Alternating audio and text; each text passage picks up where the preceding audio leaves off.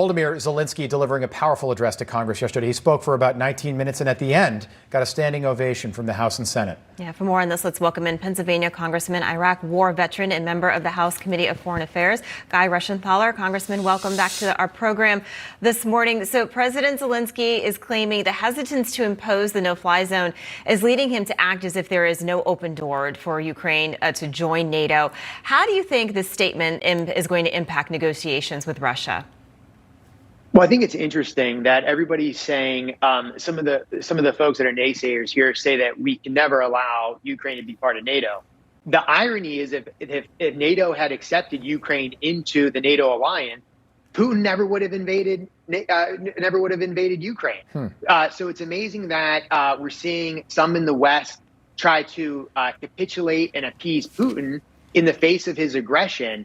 And I get the sense that the West is going to try to sell Ukraine down the river, trying to get Ukraine to make a promise of neutrality, trying to get Ukraine to give up the areas that the Russians have illegally annexed, and that includes Crimea.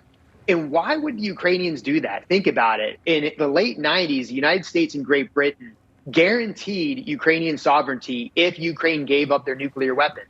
Ukraine gave up those nuclear weapons, and now where are the Brits?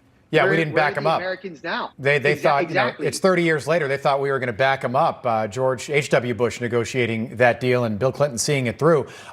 So do you think that it's not like Ukraine was close to joining NATO before this invasion? There's a couple countries, I can think of two, France and Germany, that are definitely not going to vote for Ukraine to be a part of NATO. It's got to be unanimous. All 30 have to say yes. This wasn't close to happening before, right?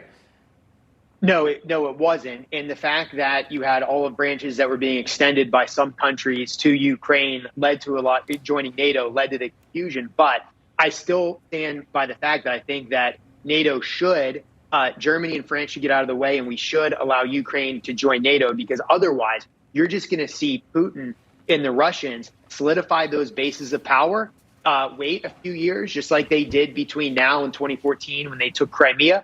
And then they'll try to make a full annexation of Ukraine, because this is not about Russia afraid of NATO on his border. He already has NATO nations on his border. Poland is in NATO. Latvia, Lithuania, Estonia are on his border.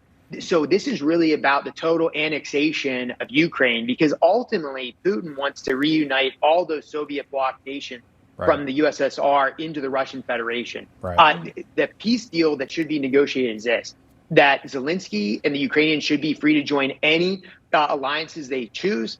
The land that the Russians took, both Crimea and the current land, should be given back to Ukraine.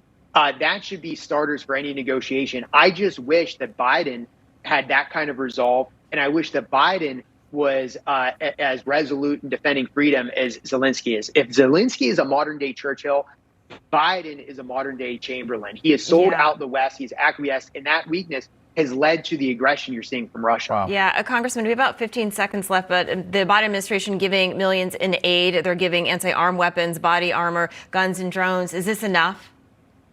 Alison, it's not Biden doing this. That was an appropriations bill. I'm on the appropriations committee, the foreign ops subcommittee, in fact.